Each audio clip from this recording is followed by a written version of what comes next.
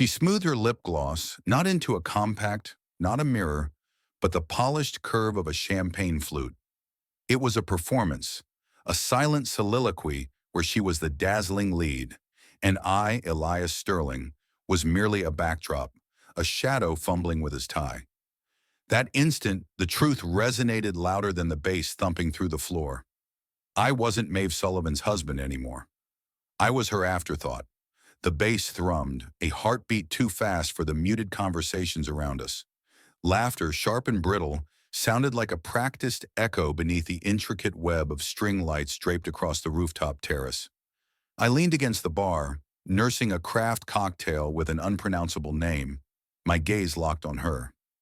Not with me, but with him. He was younger, sharper, his dark hair falling just so, as if sculpted for a glossy magazine spread. Their bodies weren't overtly entwined, yet there was a gravitational pull between them, a silent language only they understood. He leaned in, murmuring something against her ear, and her laugh erupted, a bright, uninhibited sound that declared his presence and perhaps my absence. My phone vibrated in my pocket.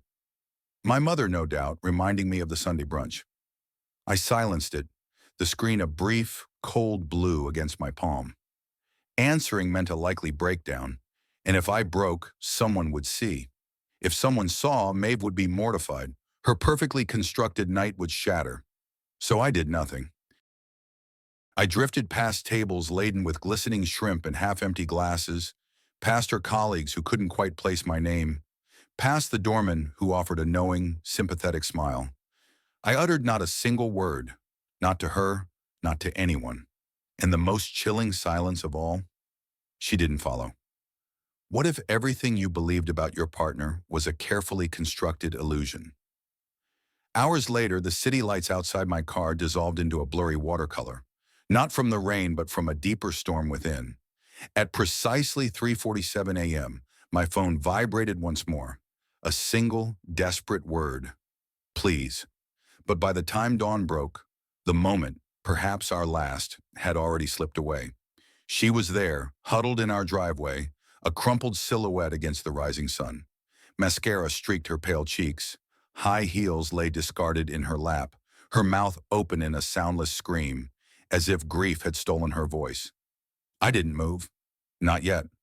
The morning sun, usually a source of warmth, felt strangely cold as it painted stripes across my dashboard. Still in the car, keys heavy in my lap, engine off, I observed her through the windshield. She felt like a stranger's problem, an insoluble puzzle. Maeve was a tight knot of misery on the top porch step, clutching those heels, trembling as if it were the depths of winter, not the gentle embrace of early autumn. The porch light still blazed, an overlooked beacon, and the front door hung ajar, a sliver of darkness bleeding into the hall. That tiny crack, a perfect metaphor for our marriage. Mostly whole, technically functional, but just enough open for something vital to escape or something destructive to creep in. I should have emerged from the car, should have demanded why he was allowed to hold her, why that laughter, once solely mine, now belonged to another. But I didn't. I watched her, mirroring the distant gaze she'd recently bestowed upon me, as if I were a faded photograph, an outdated memory dressed in old flannel. She didn't register my presence immediately, her head bowed, shoulders braced, anticipating an invisible impact. When her eyes finally lifted, her composure fractured.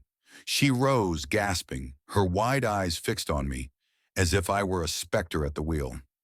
I reversed. Not with fury, not with a theatrical screech of tires, but slowly, deliberately, severing whatever fragile thread was about to snap. I rounded the corner, parking down the street, then began the long, quiet walk back to my brother Liam's apartment. Hands shoved deep into my pockets, I felt the phantom weight of something sacred I had just abandoned. That afternoon, my phone pulsed again. Not Maeve this time. It was Hazel Beaumont, her closest confidant, the one who always playfully chided me for being too deep, yet would secretly send me ludicrous dog memes when Maeve forgot an anniversary. Her text was succinct, cutting, "You good? She's devastated." Devastated. She was devastated. I stared at the two words until they blurred, feeling a bitter chuckle rise in my throat. I was the one who'd witnessed his wife radiate joy for another man, a joy she hadn't shown me in years. I was the one who had walked away feeling like a vital organ had been surgically removed. And she was the wreck. That evening, I finally braced myself to listen to the voicemail Maeve had left at 3:47 a.m. The moment I pressed play, my throat seized. Her voice was thin, fragile, a stark contrast to the grand, luminous figure she'd been under those rooftop lights. Elias, I'm so sorry. I was foolish. I I didn't do anything, I swear. I just needed to feel something. Please come home. That last phrase, I just needed to feel something, pierced deeper than any accusation. What did that make me? A mute backdrop? A placeholder? Background noise? I didn't call her back. Instead, I retrieved our wedding album, a relic untouched for years. On Liam's lumpy, familiar couch, I flipped through the glossy pages until I found it. Her in her ivory gown, eyes closed, forehead pressed against mine, as if we were the singular universe. Now we weren't even 2 points on the same map. She needed to feel something. But what about me? This deafening silence, it was finally becoming my feeling. The next time her name flashed on my screen, I answered. I regret that choice even now. Her voice was a carefully practiced performance, soft and tremulous in all the right places, as if she'd rehearsed a breakdown in a mirror. I offered little in return, mostly listening, a skill I'd perfected over our decade together. She repeated, almost religiously, that it wasn't what it seemed, as if a simple incantation could erase the magnetic pull of her body towards his. The private password her smile now seemed to hold, one I no longer possessed. Elias, please, just come home so we can talk. I can explain everything, she pleaded, her voice cracking. I didn't raise my voice. I didn't argue. I simply spoke. The words calm, weighted. I don't need explanations. I need to understand why I wasn't enough. The line went silent. Not because my words were profound, but because she had no answer. Or perhaps the truth was too raw, too ugly to utter aloud. The silence between us stretched over the following days, thick and slow, like drying paint. It was uncomfortable, suffocating. I remained at Liam's apartment, feigning usefulness, brewing weak coffee he didn't need, and attempting to fix a cabinet door he hadn't asked me to touch. Liam, my steadfast brother, didn't pry. He simply handed me a cold beer each evening, settling beside me on the worn couch, as we watched whatever spectacle was loud enough to drown out our thoughts. But everything felt loud now. The wind outside, the city's distant rumble, the cacophony inside my own skull. And somehow, through it all, Maeve's silence was the loudest, most piercing sound of all. On the fourth day, she sent a photograph. No caption, just an image of her hand cradling the delicate gold seashell necklace I'd given her on our second anniversary, a memento from our Cape May trip. It rested on the edge of the bathroom sink, a lost artifact, a piece of herself she no longer knew how to integrate. I stared at that image for an eternity. Was it an olive branch? A surrender? A silent farewell? Later that night, Hazel texted again. She's not eating, looks terrible, cried at the office. Elias, you have to talk to her. I almost scoffed. Crying at work doesn't magically erase a betrayal. Looking awful doesn't unchoose the match she lit near the tinderbox of our marriage. But I didn't reply to Hazel. Not out of indifference, but exhaustion. I was tired of speaking into voids that only echoed when guilt finally took root. That same night, a morbid curiosity drew me to our street. Perhaps a twisted part of me yearned to see her with him again, just to confirm my own sanity. But the house was dark, the porch empty, no telltale shadows in the windows. It looked precisely as it had 7 years ago, before promotions and parties and that insidious feeling that I had become mere furniture in her life. Comfortable, functional, utterly unseen. I parked half a block away, engine idling. For a solid 20 minutes, I watched our windows, an outsider peering into someone else's heartache. Then just as I was about to pull away, she emerged. Dressed in my oversized navy hoodie, The one with the slight tear at the cuff, a piece of my history. She sat on the steps, mirroring that first morning. Only now the tears were absent. She simply stared into the street, a vacant gaze. I knew she couldn't see me in the deep shadows. Yet I swear her eyes locked onto my hidden car. And in that moment, for the first time in this entire agonizing mess, I felt something far worse than betrayal. I felt a cold, sharp pity. The hoodie she wore, that faded navy with the familiar tear, wasn't just fabric. It was a second skin. It had seen me through brutal college exams, through hazy hangovers, through countless 3 a.m. router fixes. I'd inadvertently left it in the hallway closet when I'd stormed out. To see it draped over her now felt like an invasion, like watching a stranger wear my deepest grief. I remained frozen in my car, still half a block away, observing her on those steps, as if she were trying to conjure a version of me that no longer existed. The most unsettling part? Her profound stillness. Not despair, not rage, just an utter blankness. As if she'd pressed pause on her own existence. No calls that night, no texts. And for the first time in weeks, she offered a silence that wasn't laden with a desperate plea for answers. I should have felt relief. Instead, I felt utterly disposable. The next morning, I returned to the house, not to move back in, make no mistake, but to retrieve the rest of my forgotten belongings. I gave no warning, using the spare key she likely believed I'd surrendered. The house still carried the ghost of her shampoo, the cloying scent of those vanilla candles she swore weren't too sweet. But it lacked warmth. It was no longer home. It felt like a hotel room where someone had wept themselves dry. She lay asleep on the living room sofa, knees drawn up, face swollen, mascara tracks like dried rivulets on her cheeks. My hoodie still clung to her, a desperate anchor. I didn't wake her. I simply ascended the stairs, gathered my things with a robotic detachment, t-shirts, socks, toothbrush, the chipped ceramic mug she'd never allowed me to discard. It wasn't until I opened the nightstand drawer that I found the envelope. My name scrawled on the front in her hurried, sharp hand. Do you know what it's like to hold the potential end of your world in your hands? I wish I could claim I walked away, that I possessed such dignity. But of course I opened it. Of course I needed to know what carefully curated version of the truth she was about to offer me, like a flimsy bandage for a gaping wound. Inside, 5 closely written pages. The opening line, "You don't know how long I've been waiting for you to notice I'm not okay." What followed wasn't an explanation. It was a torrent of confessions, contradictions, and guilt-soaked rambling. She swore she never slept with him, that it wasn't physical. She confessed she liked how he truly listened to her at the office, how he made her feel interesting, vital, alive. She wrote that she believed I no longer truly saw her, only screens, tax documents, grocery lists, that she was desperately lonely. Not because of what I did, but because of what I had stopped doing. She penned that the moment she watched me leave the party, something inside her fractured. I always imagined if I ever did something wrong, you'd rage, you'd swear, you'd hurl insults.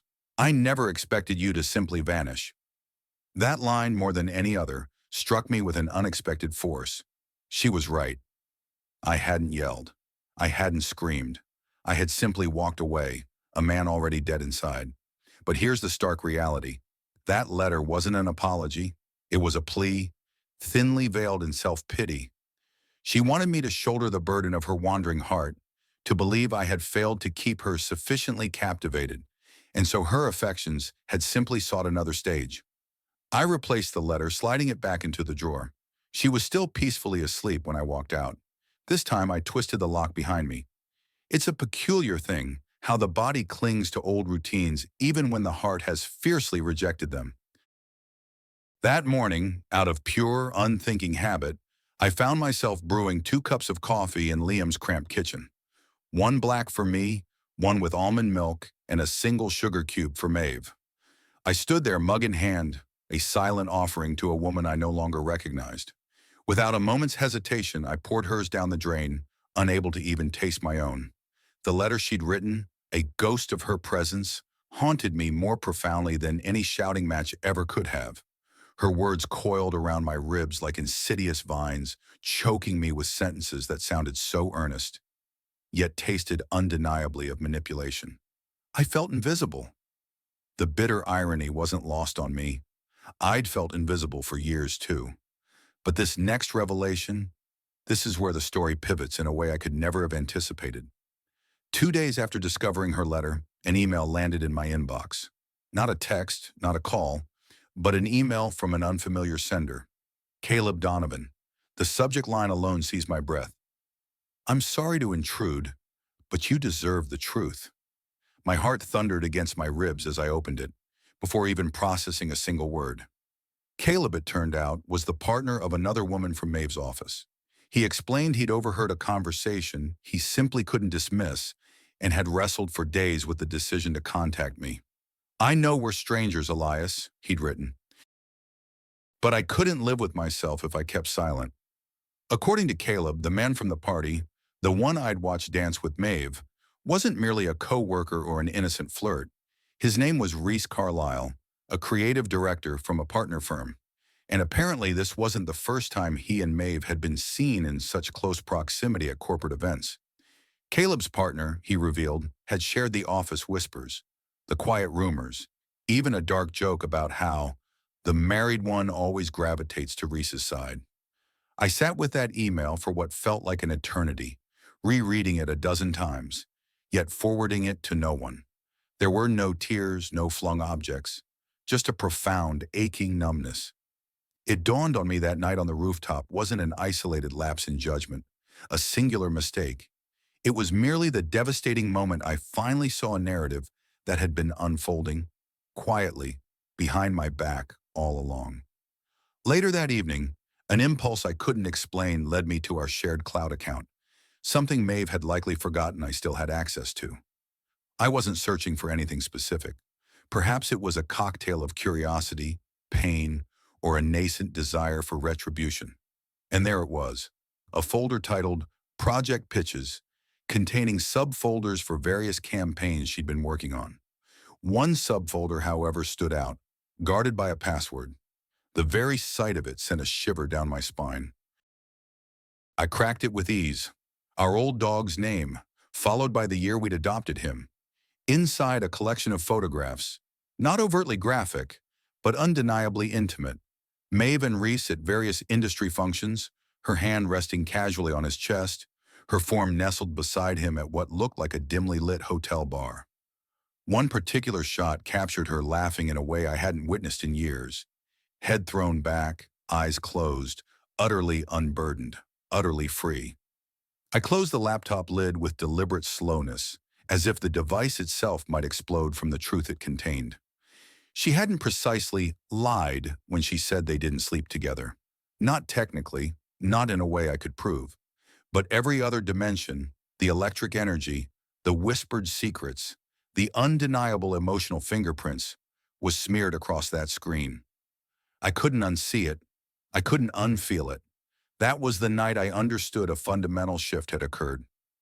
The Maeve I'd fallen in love with, the one who'd left me spontaneous notes on the bathroom mirror, who wept at movie trailers, who held my hand in traffic like it was the most precious thing in the world. She wasn't just gone. She'd been quietly, strategically replaced. And worst of all, with my own unspoken permission. I had allowed us to wither. Now the daunting question remained. Was I brave enough to finish what I'd started when I walked away from that party? Or would I revert to my old habits, pretending not to see, not to feel, not to act? But this time, I wouldn't fade away silently. I wanted her to feel it too. 3 days elapsed before our paths crossed again. It wasn't planned. I actively resisted it. I simply needed to retrieve a few more forgotten essentials. Mundane things like important paperwork and an external hard drive I hadn't backed up in months. A desperate part of me hoped she wouldn't be home, but inevitably she stood barefoot in the doorway, as if she'd been listening for the familiar hum of my engine all day. Her eyes were wide, but not with surprise. She looked diminished, as if the vibrant boldness had been leached from her. For a long, drawn-out second, neither of us spoke. Only the whisper of the wind and the distant drone of a lawnmower in the neighborhood filled the gaping space between us. "I didn't delete anything," she finally said, her voice barely a murmur.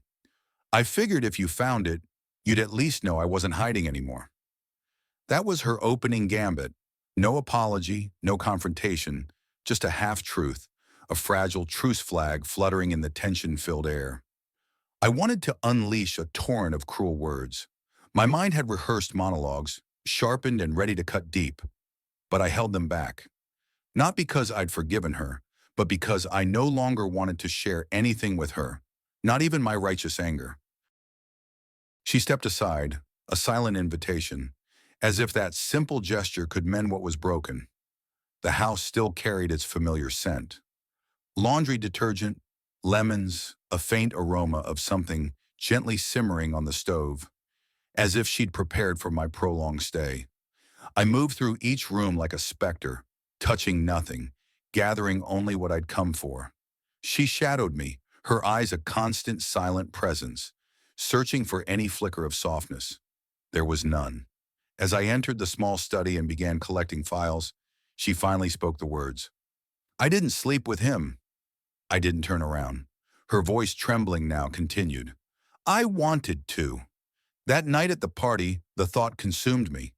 I fantasized about inflicting the same pain I felt, but I stopped myself." I slowly closed the drawer. "So you're proud you almost did?" She flinched as if I'd struck her. "No, I'm saying I realized I couldn't. That you still mattered."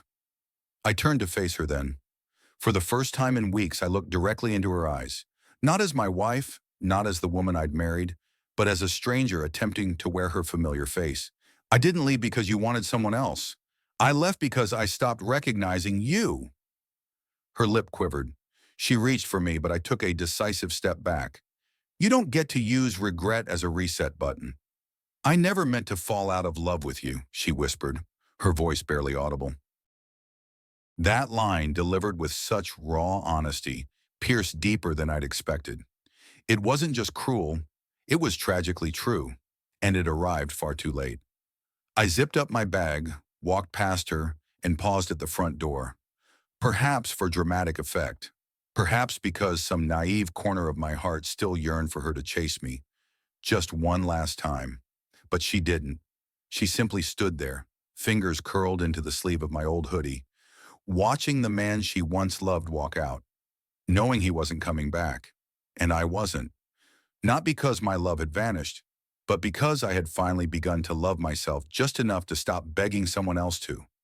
The peculiar thing about walking away is that the world rarely stops to applaud your courage.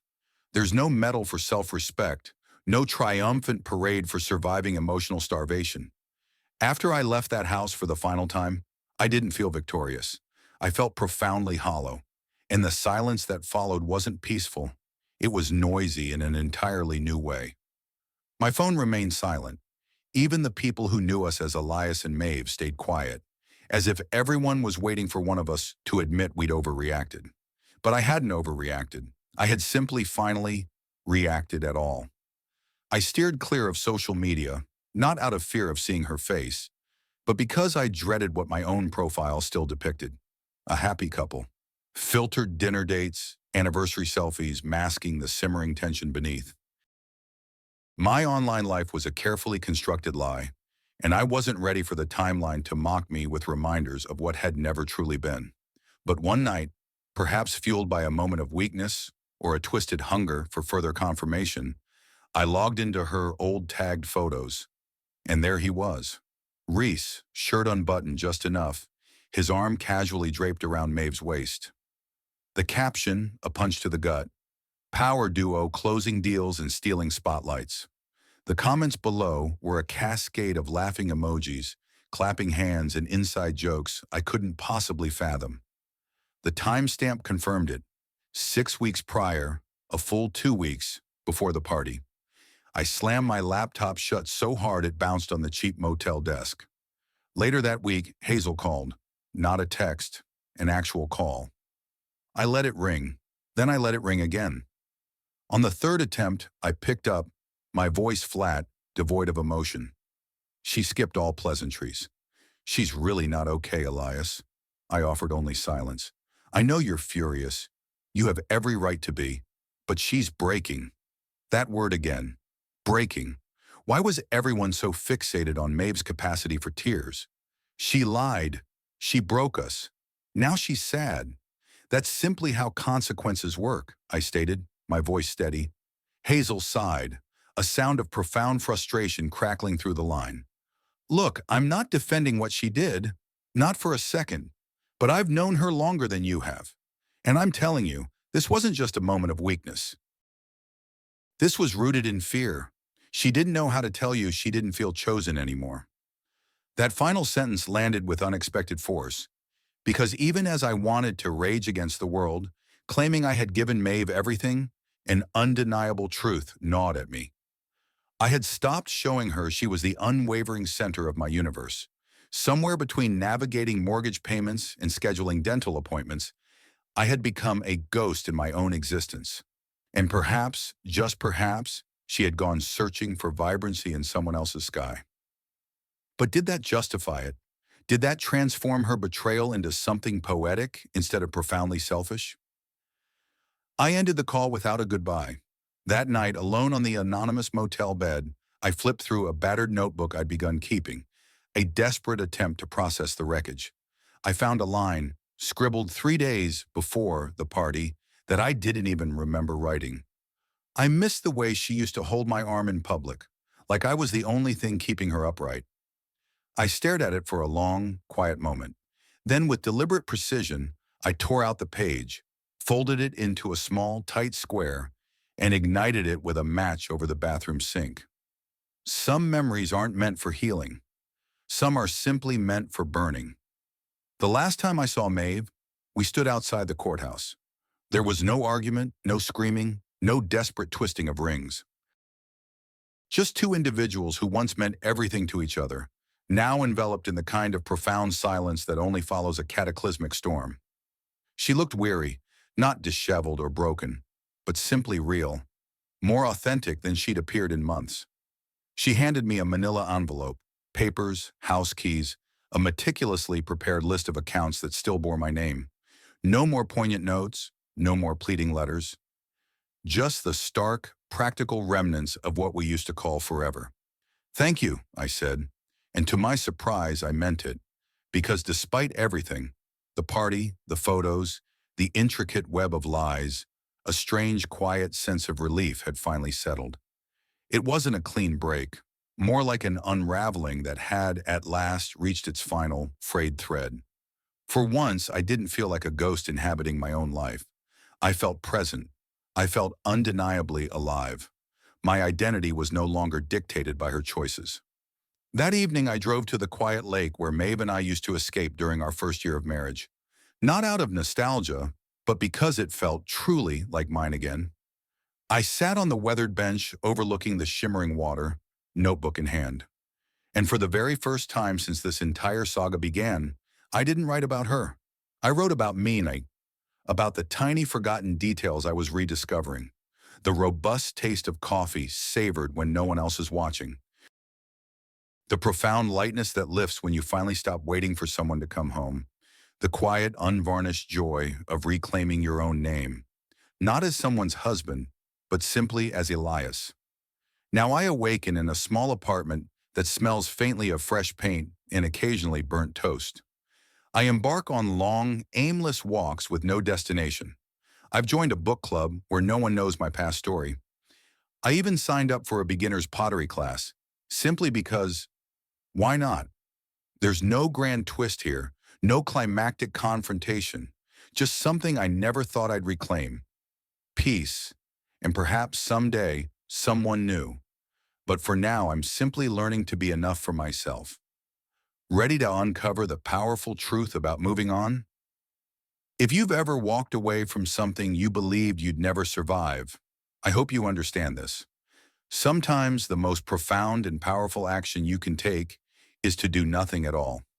Just walk quietly and let life truly begin again. Have you ever faced a personal crossroads that fundamentally reshaped your world? Share your journey in the comments below.